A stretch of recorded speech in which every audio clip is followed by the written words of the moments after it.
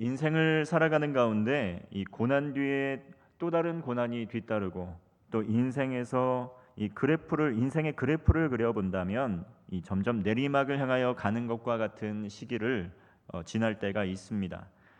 그럴 때면 어떻습니까? 자신도 모르게 또 한숨이 또 새어져 나오고 또 아무런 희망도 없고 이 기쁨도 없는 상태가 지속되게 됩니다. 그러면서 어느덧 우리의 이 몸과 마음이 함께 병들어 가는 것을 보게 됩니다. 그래도 사람은 나의 형편을 자세히 살피지 못한다고 할지라도 우리의 바람은 하나님만큼은 알아주셔야 하는 것 아닌가, 이런 기대도 하고 희망도 품고 또 말씀의 자리 또 기도의 자리로 나아갑니다. 그러나 여전히 하나님께서 침묵하시고 이 묵묵부답이실 때가 참 많습니다. 그러한 상황이 계속되면 어떻습니까? 하나님이 나를 바라보시지 않는 것만 같은 그러한 절망감, 또 때로는 하나님이 나를 주목하시지 않는 것과 같은 그러한 소외감을 느끼게 됩니다. 왜 하나님께서는 침묵하실까? 이렇게 열심히 주님을 예배하고 말씀 보고 기도하는데 왜 하나님께서는 확실한 메시지를 주시지 않는 걸까? 그러한 답답한 마음이 생기게 되는데 그러한 답답한 마음이 오늘 본문 말씀에서도 나타나 있습니다. 오늘 시편, 이 시편은 다윗의 시편입니다. 이 시편은 다윗이 계속해서 자신의 목숨을 노리는 원수들의 핍박 속에서 불안함과 두려움을 느끼는 가운데 기록된 시편입니다. 다윗은 끊임없는 대적들의 위협 속에서 부르짖고 있습니다. 1절 말씀입니다. 여호와여, 어느 때까지니이까? 나를 영원히 잊으시나이까? 주의 얼굴을 나에게서 어느 때까지 숨기시겠나이까? 다윗은 하나님께 묻습니다. 하나님, 도대체 어느 때까지, 얼마나 오랫동안 나를 잊으시겠습니까? 어느 때까지입니까? 얼마나 오랜 동안 이 고통스러운 상황 속에서, 정말 얼마나 오랫동안 이러한 고통스러운 생각 때문에 슬픔을 안고 살아야만 합니까? 이렇게 고백을 합니다. 질문합니다. 이러한 다윗의 절규 또 탄식은 비단 다윗만의 고백이 아닙니다. 여러분, 우리들의 삶의 고백이기도 하지 않습니까? 우리 역시 고통 속에 있을 때가 많습니다. 그리고 이 고통 속에, 절망 속에서 하나님께 간구하지만 침묵하시는 하나님, 그것을 우리의 삶에서도 경험하고 있습니다. 다윗은 대적들의 위협이 영원히 끝나지 않을 것만 같은 두려움과 절망감을 느끼고 있습니다. 그래서 도대체 하나님께서 나의 기도를 듣고 계시긴 하는가? 도대체 어느 때까지 내가 참아야만 하는가? 왜 계속 침묵하시고 묵묵부담이신가? 이렇게 잊혀지고 버림받은 것만 같은 그런 마음이 생기게 된다는 것입니다. 비록 머리로는 하나님께서 함께하고 계신다는 것을 또 알고 있지만 이 상태가 계속 오랫동안 지속되면서 이 다윗과 같이 이 믿음이 흔들릴 수밖에 없습니다. 우리들도 역시 그렇다라는 것이죠. 그런 가운데 이 상황이 절대 나아지지 않을 것 같은 그러한 마음이 찾아오지 않습니까? 그러한 생각이 또 자리하게 되지 않습니까? 영원히 이러한 절망적인 상황이 지속될 것 같다. 정말 끝나지 않을 것 같다. 그리고 이 상황이 잘 해결되지 않고 끝나지 않을 것 같다. 라는 생각이 머릿속에 가득해지면 우울해지고 또 절망감을 느끼게 됩니다. 우리의 삶의 영역, 이러한 삶의 영역 참 많죠. 먼저 이 가족 관계를 보면 그렇습니다. 또 이 결혼 생활에서도 그러는데, 이 사랑하는 배우자를 만나서 또 행복한 삶을 꿈꾸었는데 또 가치관의 차이 때문에 또 때로는 예상하지 못한 요인들 때문에 갈등을 겪을 때가 있습니다. 이 부부관계, 가족관계가 위기 상황에 놓일 때 하나님께서 얼굴을 비추시지 않고 복을 주시지 않는 것 같은 절망감을 느끼게 될 때가 있다는 것이죠. 그리고 또 부부 사이에는 문제가 없는데 자녀와의 관계 속에서 또 어려움을 겪는 분들이 있습니다. 누구보다 귀하게 남부럽지 않은 자녀로 성장하기를 바랬는데 점점 나의 의도와 우리의 의도와는 다르게 삐뚤어져만 가는 자녀, 반항적으로 변화되는 자녀, 문제 행동을 일으키는 자녀를 대하는 부모의 절망감 있다는 것입니다. 요즘 프로그램을 보면 이 이상 행동을 보이면서 가정 내에서 이 문제를 일으키는 자녀와 이 부모, 이 관계 개선을 위한 프로그램을 볼 수가 있습니다. 이 프로그램 속에서 변화되지 않는 상황 때문에 절망감을 느끼며 슬퍼하는 눈물을 흘리는 부모들을 볼 수가 있습니다. 이런 문제를 겪는 신앙인 어떻습니까? 우리는 신앙을 갖고 있는데 이런 문제 상황 속에서 우리는 할 수 없지만 하나님은 할 수 있기 때문에 하나님 우리에게 얼굴을 비추어 주셔서 또 복을 주셔서 이 문제를 좀 해결해 주시기를 바라는 간절한 기대와 마음이 있습니다. 그런데 즉각적으로 응답되지 않을 때 우리는 하나님께서 우리를 주목하시지 않는 것처럼 느끼고 또 버림받는 그러한 느낌을 갖게 된다는 것입니다.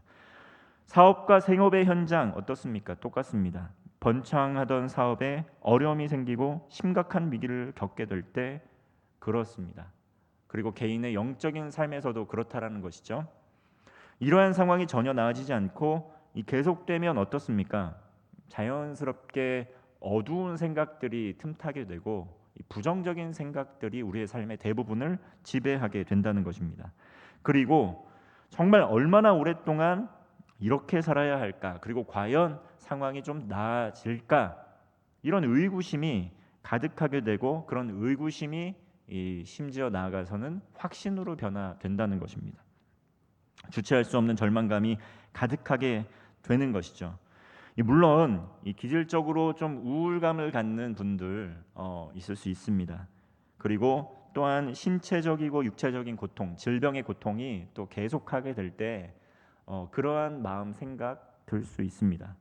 그런 절망감, 고통 호소하는 분들 있습니다. 그리고 다윗처럼 실질적인 위협 때문에 그 이 위협이 장기간 지속되면서 그런 상황에 노출되는 경우도 있다는 것이죠. 다윗은 이러한 상황 가운데에서 고백을 하게 됩니다. 2절 말씀입니다. 나의 영혼이 번민하고 종일토록 마음에 근심하기를 어느 때까지 하오며 내 원수가 나를 치며 자랑하기를 어느 때까지 하리이까. 이처럼 어느 때까지 이 고난이 계속될까? 그 마음 때문에 어떤 마음이 자리하게 됩니까? 영혼이 번민한다. 종일토록 마음에 근심하게 된다. 그런데 어느 때까지 이것을 지속하겠습니까? 라고 이렇게 다윗은 고백하고 있는 것입니다.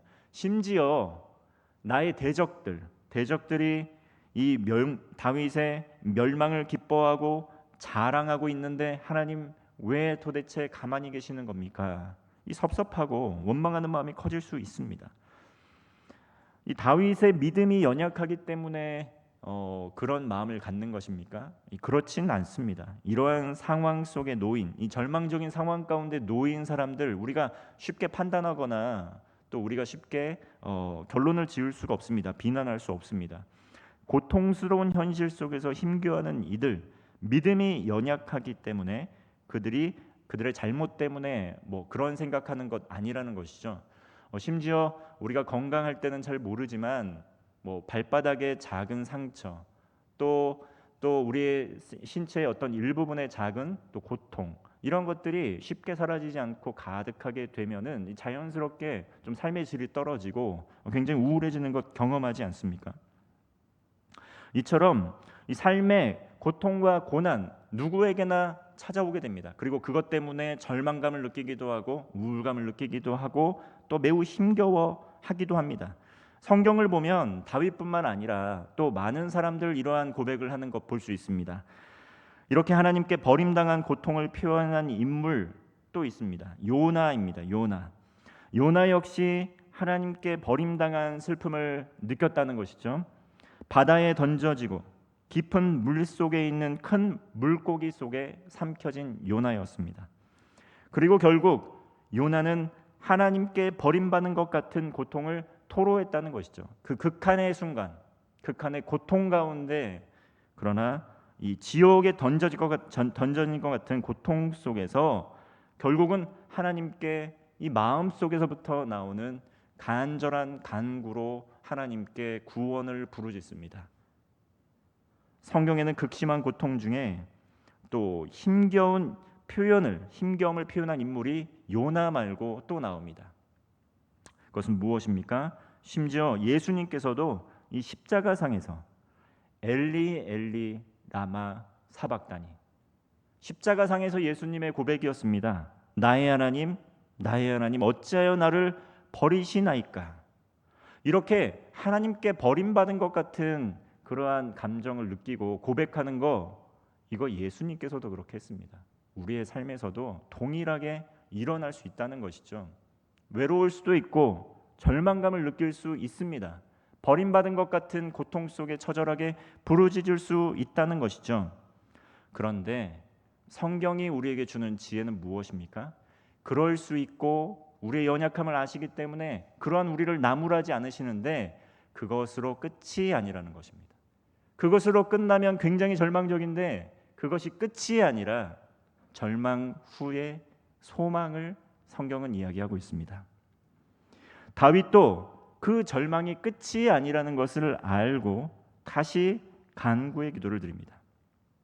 3절과 4절, 하나님께서 얼굴을 비추어 주셔서 이 다윗의 간구에 응답하여 주시기를 다시 힘을 얻고 기도하고 있습니다. 3절 말씀입니다. 여호와 내 하나님이여 나를 생각하사 응답하시고 나의 눈을 밝히소서. 두렵건대 내가 사망의 잠을 잘까 하오며. 다윗은 고백합니다. 하나님께 나를 생각하여 주시옵소서, 나를 생각해 주옵소서, 그리고 기도에 응답하여 주옵소서. 그리고 절망스러운 상황 때문에 내 눈이 가리워졌습니다. 내 눈이 어두워졌습니다. 주님, 내 삶에 절망이 가득합니다. 주님, 눈이 어두워졌는데 다시 이 어두워진 눈을 밝혀주시기를 위해 기도합니다. 하나님께서 늘 동행하시고 함께하시고 계심에도 불구하고 하나님을 보지 못하고 하나님의 임재를 느끼지 못하였던 우리의 눈을 밝게 비추어 주소서, 밝혀 주옵소서라고 이렇게 간구하고 있는 것입니다. 고통과 고난 때문에 염려와 근심이 가득할 때 어떻습니까? 우리는 절망만을 묵상합니다. 그런데 성경은 우리에게 또 다른 한 차원의 세계가 있다는 것을, 또 다른 차원이 예비되어 있고 약속되어 있다는 것을, 구원의 소망을 우리에게 보여주고 있습니다. 우리가 성경을 읽다 보면 예언서에는 회개하지 않는 백성들에 대한 처절한 철저한 심판과 고통과 부르짖음, 고통과 고난의 소리가 가득 담겨 있지만 그 후에 하나님을 향한, 하나님께서 우리를 향한 구원의 메시지가 담겨 있는 것을 볼 수 있습니다. 마찬가지로 고난의 이면에는 확실한 하나님의 구원의 메시지가 담겨 있다는 그 비밀을 우리는 성경을 통해 알고 있다는 것이죠. 다윗도 이것을 알고 있었습니다. 이 말씀처럼 모든 문제를 풀어주시고 고난이 다가왔고 고통 중에 있지만 이 이면에 나아가서 하나님께서 큰 구원을 예비하고 계신다라는 그 지혜, 이것을 그리스도인들에게, 우리들에게 주셨다는 것입니다. 하나님께서 이 모든 고난과 고통의 시기를 거두어 주시고 문제를 풀어주시고 반드시 해결해 주신다는 믿음과 확신, 우린 성경을 통해서, 많은 성경 인물들의 경험을 통해서 알 수 있다는 것이죠. 성경의 욥은 계속되는 고통과 고난의 과정을 거친 후에 믿음의 고백을 드디어 실존적으로 할 수 있게 되는 것입니다. 욥기 42장 5절의 말씀을 보면 함께 읽겠습니다. 내가 주께 대하여 귀로 듣기만 하였사오나 이제는 눈으로 주를 배움나이다. 고통과 고난을 통과하고 나서 이것이 욥이 하나님을 향한 고백 아니겠습니까? 고통과 고난만으로 끝나는 것이 아니라 그 고통과 고난의 시기를 통과해 보니 이제는 내가 눈으로 주를 뵙습니다. 살아계신 하나님을 내가 만납니다. 라고 고백을 하고 있는 것입니다. 고통과 고난의 시기를 만나게 되면 우리는 그 후에 하나님께서 큰 구원을 이루실 것이다라는 믿음과 확신을 가지고 인내하며 나아가야 됩니다. 욥과 같이, 다윗과 같이 하나님을 깊이 만나는 은혜를 경험할 수 있다는 것입니다. 이 다윗은 그러므로 절망적인 절규로 시작을 해서 어떻게 끝납니까? 구원의 기쁨으로 나아갑니다. 이것이 우리의 삶의 고백이 되어야 한다는 것이죠. 우리의 삶에 있는 현재의 고난과 고통의 부르짖음이 하나님을 향한 찬미로, 구원의 기쁨으로 이어져야 된다는 것을 우리는 볼 수가 있는 것입니다. 5절 말씀을 보면 나는 오직 주의 사랑을 의지하여 싸우니 나의 마음은 주의 구원을 기뻐하리이다.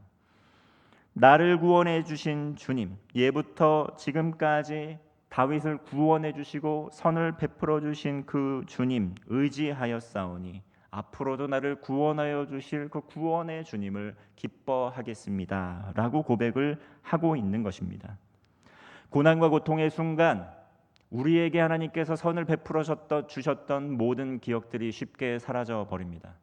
현재 내가 직면하고 있는 문제 때문에 하나님께서 나에게 베풀어 주셨던 모든 은혜의 경험들은 쉽게 사라져 버린다는 것이죠. 그러나 우리가 말씀의 자리, 기도의 자리로 나아가서 우리의 삶을 회고해 보면 살아계신 하나님께서 얼마나 놀랍게 우리의 삶을 인도하셨는지 다시 한번 기억해 볼 수 있다는 것입니다.